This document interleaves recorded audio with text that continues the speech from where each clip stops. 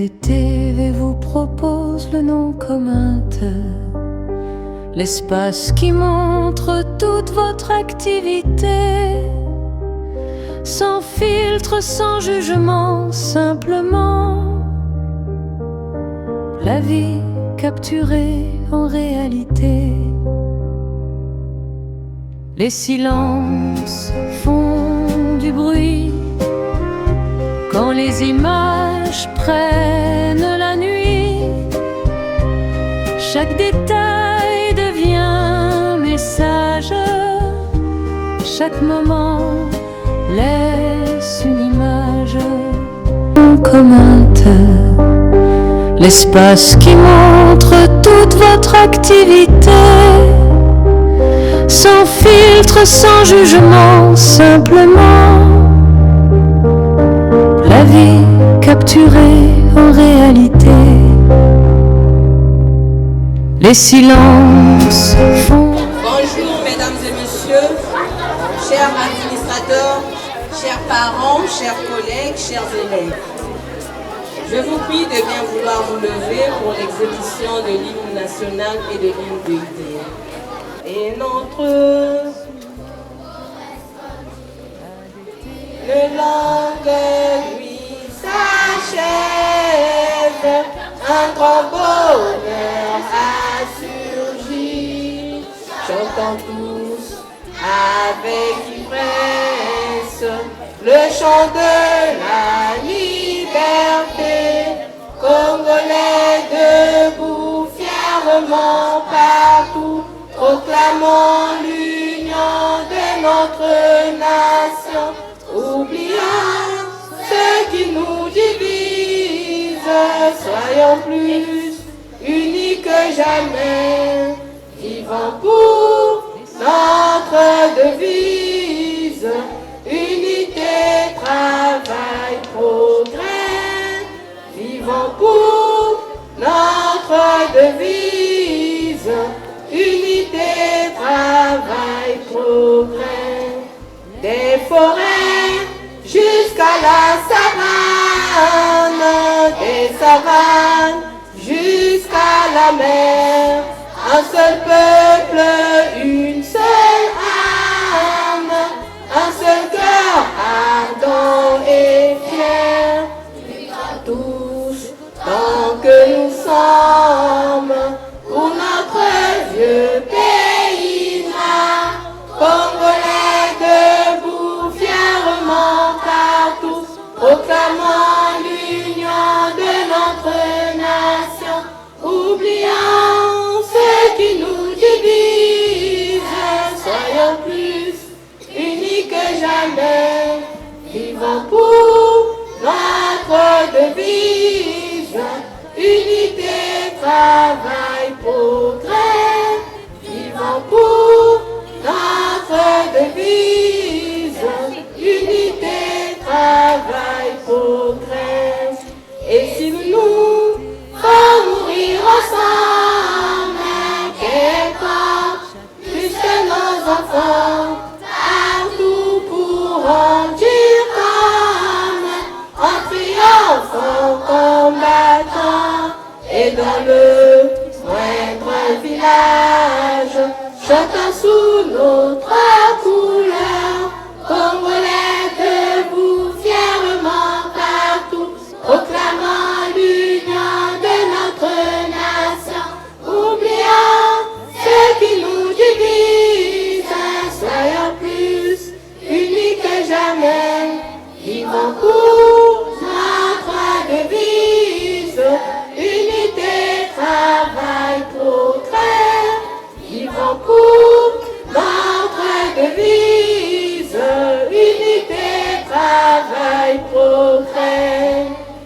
Veni, vidi, vici, d'ailleurs ou bien d'ici, le cœur parsemé d'envie, rêvant d'être un jour génie. Je suis venu cueillir des branches perennes, culture de l'excellence, mérite et tempérance. J'ai vu noble érudition brûler mes vies passions, grain d'esprit à la ronde, vrai citoyen du monde. Je belle élite des cités, Veni, vidi, vici, d'ailleurs bien que d'ici. La devise du Congo. La devise du Congo. ITN. ITN. ITN. Quand les images prennent ITN. Merci. chaque détail devient message. Chaque moment laisse une image. ADTV vous propose le nom commun.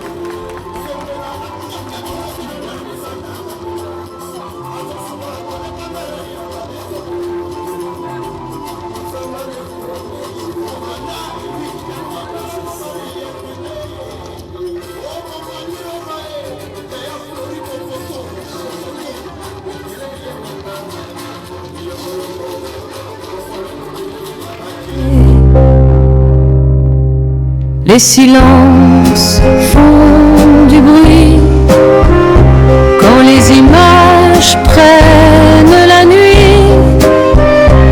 Chaque détail devient message. Chaque moment laisse. J'y mettrai le général de Gaulle dans une boîte de... J'y mettrai le général de Gaulle dans une boîte qui allumait de 25 cm. La parole qui va la nuit qui va la merde n'est pas encore nue. C'est trop mort. Par l'odeur alléchée, putain à peu près ce langage. Eh bonjour monsieur Chukobo, comme vous êtes joli, comme vous me semblez beau, sans mentir, si votre ramage se rapporte à votre image, vous êtes le phénix des autres de ces bois. À ces mots, le corbeau ne se sent pas de joie, et pour montrer sa belle voix, il ouvre un large bec, laisse tomber sa foi. Le renard s'en saisit et dit, mon bon monsieur, apprenez que tout flatteur vit au dépens de celui qui l'écoute. Cesse le sang revient à fromage sans vie. Le corbeau en feu est confus, jura mais un peu tard qu'on ne l'y prendrait plus chant de la folie. Sans filtre, sans jugement, simplement la vie capturée en réalité. Les silences font du bruit quand les images prennent la nuit. Chaque détail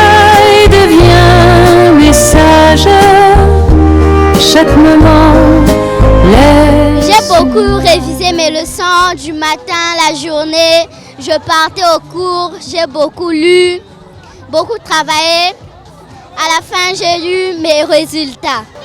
J'ai travaillé bien, j'ai écouté les conseils de la maîtresse. Merci madame, merci monsieur le directeur. Ici parce qu'on enseigne bien, on étudie bien. J'ai lu mes leçons chaque jour. J'ai travaillé, je m'amusais jamais. À l'Institut Thomas Dandou, on étudie bien, les maîtresses sont gentilles. Venez vite, venez fréquenter à l'Institut. Sans filtre, sans jugement, simplement. La vie capturée en réalité. Les silences font du bruit quand les images prennent la nuit. On peut dire que nous avons atteint des bonnes performances. Chaque détail, Chaque acteur dans le fonctionnement de notre école a joué correctement sa partition, dans le sens où nous avons moins de refusés cette année et plus de ceux qui passent en classe supérieure. Et par rapport à la proclamation de tout à l'heure, nous remarquons que les moyennes sont plus élevées au niveau des premiers de la classe si nous faisons la comparaison avec les performances de l'année passée. L'année dernière, au CEP Blanc par exemple, nous avions fait 50% de taux de réussite. Et cette année-ci, les résultats sont passés à 74%. Donc nous sommes sur une bonne dynamique et je suis sûr que les résultats de cette année-ci vont concurrencer ceux de l'année passée. C'est vrai qu'il y a les ouvriers de terrain, que j'appelle les enseignants, mais l'administration ne reste pas à l'écart dans nos méthodes de préparation des élèves. J'entends par là l'organisation du semi-internat. C'est l'occasion pour chaque directeur, notamment le directeur général, le directeur des études et certains membres de l'administration comme des surveillants, selon leur domaine de compétences, interviennent de façon ordonnée, de façon programmée pour donner aux enfants toutes les capacités nécessaires. C'est l'occasion pour nous de faire une révision générale, de déceler les failles, les petits manquements au niveau du personnel et chacun selon ses compétences. Comme je l'ai dit tout à l'heure, nous participons à la remise à niveau. S'il s'agit de regarder sur le plan des SVT, les chemins, en matière de français, disons de langue, généralement, c'est le directeur lui-même qui intervient. Et quand nous partons maintenant dans les domaines plus scientifiques, mathématiques et sciences physiques, notre directeur des études, secondé par le surveillant général, interviennent également.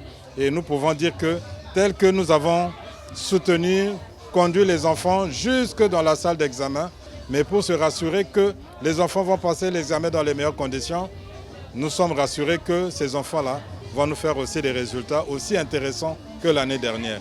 À titre de rappel, au CEP l'année dernière c'était 100% et au BPC également c'était 100%. Le bac, c'est une expérience que nous tentons cette année parce que c'est la première fois que nous avons présenté des candidats à cet examen. Nous espérons avec nos méthodes que les résultats également seront intéressants. Dans mon adresse à l'endroit des parents d'élèves, souvent on a l'impression que l'école privée ne regarde que l'argent. Et pour ceux qui sont aussi à la tête de ces écoles privées, malheureusement, souvent l'élève, voire le parent d'élève, est reçu à l'établissement comme étant un client. Or, chez nous, nous avons un langage franc avec les parents d'élèves. Et quand nous traitons avec eux, quand nous échangeons avec eux, le terme qui apparaît le plus souvent, c'est que le parent d'élève est un partenaire de l'éducation de l'enfant. C'est ensemble, dans cette collaboration-là, dans cette parfaite harmonie de la vision de l'avenir de l'enfant, que nous arrivons à marcher ensemble avec la famille. Et quand c'est comme ça, cette confiance-là que nous gagnons auprès de la famille fait également qu'ils nous suivent financièrement, ils répondent à toutes nos exigences parce qu'ils savent qu'ils peuvent nous faire confiance et que nous ne sommes pas là pour, excusez-moi du terme, leur extorquer simplement de l'argent, mais c'est plutôt ce qu'ils apportent chaque fin de mois. Nous le leur disons ouvertement et ils l'ont accepté aussi que c'est un investissement sur l'avenir de l'enfant, c'est un investissement pour une éducation complète de l'enfant et à ce moment-là, souvent ils ont du mal à rechigner, à venir s'acquitter de leurs droits. À la limite, quand ils sont en difficulté, et c'est ça aussi un avantage de notre côté, ils savent venir s'exprimer, présenter des excuses, nous donner une nouvelle date qui les arrangerait pour qu'ils viennent s'acquitter. Et nous, en tant qu'école également, étant leurs partenaires, nous savons les écouter, les accompagner jusqu'à ce qu'ils seront en mesure de répondre à cette obligation mensuelle qu'ils ont de leur côté. Voilà comment ça se passe avec nos parents d'élèves. Notre vision sur l'éducation de l'enfant est très large. Nous ne pensons pas que réussir la formation de l'enfant, c'est de le garder enfermé entre les 4 murs d'une salle de classe. Lui imposer ou le conduire à partir des programmes officiels, que ce soit la PPO ou l'APS, pour nous, cela n'est pas suffisant. L'enfant a parfois des qualités cachées, des talents cachés, ce qu'on peut appeler aussi entre guillemets des dons. Mais ces dons demandent qu'il y ait un programme particulier, un espace quelque peu libre pour que ce talent-là, qu'on pourrait appeler aussi don, puisse s'exprimer librement. Et quand l'enfant découvre son talent, en tout cas, vous allez voir qu'il va chercher à le développer. Plus l'enfant développe des talents dans un domaine donné qui parfois n'est pas pris en compte par le programme officiel, ou alors il découvre son talent dans un domaine qui au départ n'était qu'un rêve pour lui, mais avec l'école que nous sommes, avec le programme que nous mettons en place, ça devient une sorte de passion pour lui parce qu'il va vivre ce rêve-là, il va le développer accompagné par des encadreurs que nous avons, ceux qui animent souvent les activités culturelles, et le domaine devient plus vaste encore parce qu'il y a des artistes parmi ces enfants. Quand je dis artistes, il y en a de ceux qui penchent plus sur la création dans le domaine musical. Il y en a d'autres dans le domaine des arts plastiques.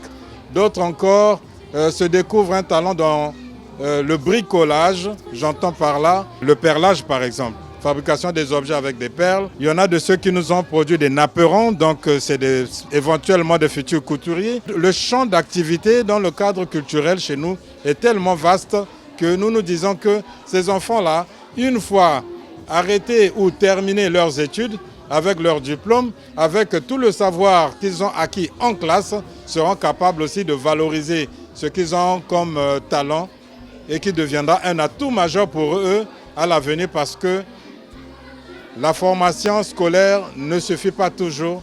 Il faut qu'il y ait parfois aussi certains atouts pour se démarquer d'autres concurrents. L'enfant arrive sur le marché du travail avec d'autres élèves. Ils ont reçu la même formation, ils ont les mêmes diplômes, mais les atouts qu'ils auront reçus, qu'ils auront développés au sein de l'Institut Thomas Ndandou leur donnera encore plus de chances par rapport aux autres. Et encore, si le marché du travail ne répond pas, ce qu'ils ont pu développer à l'école, à l'Institut Thomas Ndandou, devient comme un atout majeur parce qu'ils sauront vivre et s'épanouir à partir de ce qu'ils ont développé à l'école dans le cadre artistique, dans le cadre culturel. Ça ne sera pas une promesse, c'est une évidence qu'ils peuvent venir vivre au sein de l'école. Déjà, nous avons ce principe-là que l'école ne doit jamais être fermée pendant les vacances. Laissez-moi vous dire, avec l'indisponibilité d'un enseignant, j'ai été emmené moi-même à corriger les copies des élèves et ça m'a permis de déceler beaucoup de failles, beaucoup d'insuffisances au niveau de nos élèves. Quelque part, moi je me suis donné déjà cette mission-là pendant ces vacances, d'appeler ces enfants que j'ai déjà listés pour leur donner ce minimum-là qui leur manque afin d'être totalement efficaces dans une salle de classe. Je parle par là de l'écriture d'abord. Aujourd'hui, peu d'écoles donnent encore de l'importance à la calligraphie. Je vous donne un exemple précis. Quand un enfant est sur le marché du travail, il sera appelé à écrire sa demande d'emploi ou alors une lettre de motivation. Et souvent, dans les structures bien organisées, avec un bon recruteur, il est recommandé que ces documents soient écrits à la main. Parce que la graphologie permet de déceler même les compétences physiques, les défaillances mentales d'une personne. Ou pourquoi pas cerner simplement la personnalité de celui-là qui vient demander l'emploi. Voilà pourquoi cette discipline-là ne doit jamais être négligée. Et je me donne cette mission pendant ces vacances pour les enfants dont j'ai remarqué que l'écriture n'est pas vraiment viable. Ils vont revenir à l'école, en atelier, nous allons travailler ensemble. Mais cela doit aussi aller dans le sens de se dire que la littérature en général dans les écoles aujourd'hui n'est plus bien enseignée. Nous n'avons pas de poètes dans les salles de classe. Tout à l'heure, les enfants ont fait un récital, mais ils n'ont pas su mimer. Et si nous voulons bien appliquer le programme officiel, il y a aujourd'hui dans l'APS ce qu'on appelle les activités de poésie. Mais beaucoup d'enseignants ont des difficultés dans cette discipline. Voilà pourquoi je dis qu'au sens large, la littérature mérite qu'on y regarde un peu plus de près. Et les enfants qui viendront pendant les vacances vont s'inscrire dans les clubs de poésie, dans des ateliers d'orthographe, dans des ateliers d'art scénique, mais aussi d'art graphique. Voilà ce que nous allons ajouter à ce que vous avez déjà vu comme bâche exposée à l'extérieur, des vacances numériques. Donc il y aura l'informatique, la poésie, le slam, la sculpture, la couture et qu'est-ce que je vais oublier encore là? Disons le bricolage dans un sens plus large. Voilà ce que nous allons faire pendant ces vacances. C'est simplement d'être lucide parce que aujourd'hui toutes les écoles privées ne sont pas vraiment des écoles qui s'engagent à donner à l'enfant ce que le parent attend, c'est-à-dire l'éducation et la formation, ce qu'on peut résumer par un avenir certain. À Thomas Ndandou, nous nous arrangeons vraiment à être dans l'objectivité et dans la déontologie du métier. Les enseignants sont vraiment suivis de près. Les règles de pédagogie doivent être appliquées non seulement dans la classe, mais également sur les documents parce que la classe se prépare déjà avant que l'enseignant n'intègre la salle. Et le directeur que je suis, je veille à cela. Quand il y a une défaillance quelque part, j'interpelle l'enseignant. S'il faut le former à nouveau, je le forme. Et ce que nous voulons, c'est que nous ayons les meilleurs enseignants possibles à Thomas Ndandou. Donc la confiance doit rester de mise et également la collaboration doit être franche. Quand les parents constatent qu'il y a quelque chose qui ne marche pas, à tout moment, ils viennent voir le directeur et nous rattrapons les choses ensemble.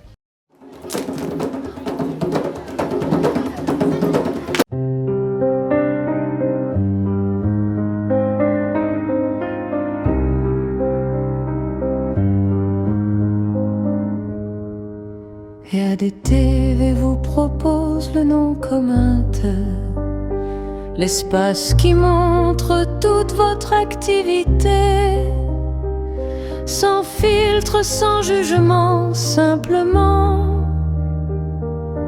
la vie capturée en réalité. Les silences font du bruit quand les images prennent la nuit. Chaque détail devient message, chaque moment l'est.